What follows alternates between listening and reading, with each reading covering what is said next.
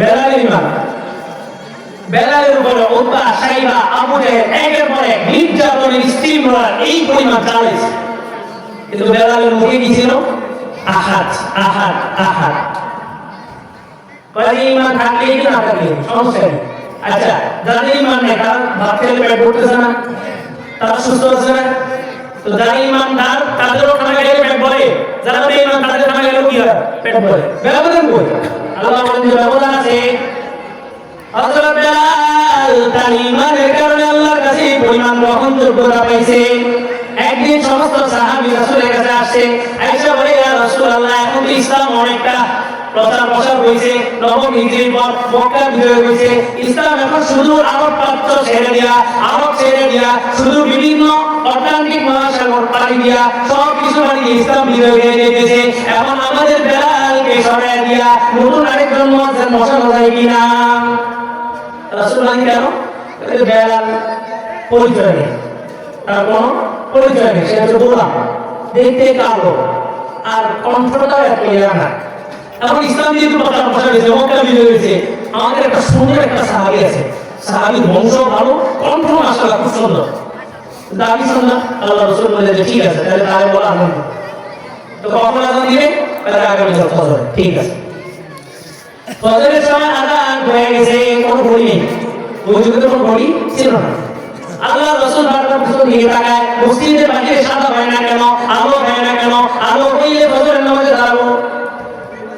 অনেক করে হয়ে গেছে, আলো হয় না। আল্লাহ রাসূল বলে, কি ব্যাপার, তোমরা কি আজকে আগে আগে আযান দিয়ে দিচ্ছ? আল্লাহ ঠিক মনে হয়েছে।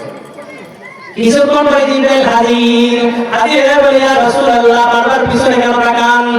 বলে, জিবরাইল, আজকে কি তোমাদের কেউ ঘুমে দিশেরি হয়ে গেল নাকি? ফজর হইতেছে না, সাদা হইতেছে না। জিবরাইল বলে, সাদা কিভাবে হবে, এখনো তো ফজরের আযান হয় নাই। আল্লাহ রাসূল বলে, কি বলো, এত সুন্দর আযান দিও, তুমি কই ছিলা, কোথায় গেছো?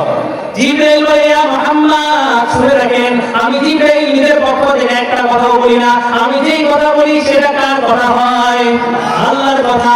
তাহলে আমি আযান হয় নাই বলছি না আল্লাহ বলছে? আল্লাহ বলছে।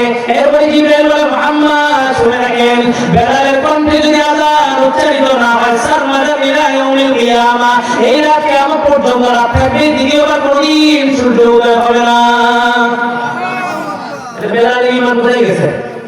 এই বেলালের ঈমান বেলালকে কাবার ছাদের উপর উঠিয়ে দিয়েছে। বেলাল কাবার ছাদের উপর উঠে বলে, ও মুহাম্মদ, এতদিন তো আমি কাবার দিকে ফিরে আযান দিছি, আজকে আমাকে কাবার ছাদের উপর উঠিয়ে দিয়েছেন, কোন দিকে ফিরে আযান দিব?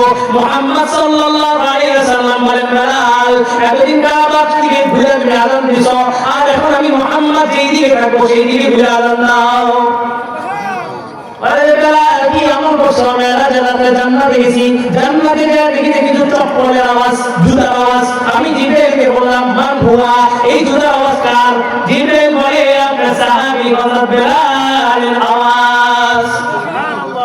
বলে, উম্মত শোনো, জান্নাতে দরজা লাগানো থাকবে, কোন উম্মত প্রবেশ করতে পারবে না। লা তাদখুলুল উম্মাহ হাত্তা তাদখুল উম্মতি, আমার উম্মত জান্নাতে প্রবেশ করার আগে আল্লাহ তাআলা কোন নবীর কোন উম্মতকে জান্নাতে প্রবেশ করতে দিবেন না। আর মনে রেখো, আমার উম্মতের মধ্যে সর্বপ্রথম আমি মুহাম্মদ প্রবেশ করব, আর আমি মুহাম্মাদের আগে আমি মুহাম্মদ যে ঘোড়ার উপরে বসা থাকবো, ওই ঘোড়ার লাগাম টান দিয়ে বেলাল আগে জান্নাতে প্রবেশ করবে। জান্নাতে আগে কে প্রবেশ করবে? বেলাল। রাসূল তো ঘোড়ায় বসা থাকবেন, ঘোড়ার লাগাম দিয়ে টান দিলে উনি কি পিছনে রাখবেন না সামনে রাখবেন? তাহলে বেলালের ঈমান কি ছিল? আল্লাহ। হযরত খাব্বাব ইসলাম ধর্ম গ্রহণ করার পরে একদিন গল্প, হযরত ওমর রাদিয়াল্লাহু আনহু গল্প বসে বসে সবাই খুব ভালো কথা বলতেছে যে আমি কষ্ট করছি। হযরত খাব্বাব কিছু বলে না, বুঝা জামাটা খুলে হযরত ওমরের শুধু টানি কোমরের অংশটা দেখেছে। হযরত ওমর সাথে সাথে অজ্ঞান হয়ে গেছে। জ্ঞান ফিরেছে, বলেন, আমিরুল মুমিনিন, আপনার কি সমস্যা? তো বলে, আমি এমন বিভৎস কঙ্কাল কোমর কোন মানুষের জীবনে দেখিনি। হযরত খাব্বাব বলে, আমিরুল মুমিনিন, আমি যখন ইসলাম ধর্ম গ্রহণ করছি আমি ছিলাম গোলাম। আমাকে আরবের উতবা, সাইবা, আবু জাহেল একের পর এক নির্যাতন করতো। এমনকি আমাকে নিয়ে উত্তপ্ত বালুর উপরে আগুনের পায়লা বসায় দিত, ওই আগুনের পায়লার উপরে আমাকে সোজা করে সময় দেওয়া হতো, আমার কোমরে চর্বিগুলা বইলা বইলা ওই আগুনের পায়লাগুলো নির্বাপিত হয়েছে। এটা কল্পনা করলে সেগুলো পছন্দ হয়, কোমরে চর্বি বইলা আপনার ওই আগুনের পায়লাগুলো ঠান্ডা হয়ে গেছে। এই পরিমাণ ইসলামের জন্য ত্যাগকে স্বীকার করছেন, কিন্তু এক মুহূর্তের জন্য কাফের মসজিদ বেঈমানের সাথে আপোষ করেননি। এটা ছিল ঈমান। ওনাদের ঈমান কিরকম ছিল? আল্লাহ বলে শোনো, কিয়ামত পর্যন্ত যত মানুষ নামাজ পড়বা, রোজা রাখবা, হজ যাকাত যাই দিবা, যদি ঈমান না থাকে কিছুই কবুল হবে না। আর শোনো, ঈমান আনবা, কার মতো ঈমান আনবা? আল্লাহ বলেন ইয়া আইয়ুহাল্লাযীনা আমানু আমিনু কামা আমানান নাস। ঈমান আনতে হবে আমার সাহাবীদের মতো। ঈমান কার মতো আনতে হবে? সাহাবী।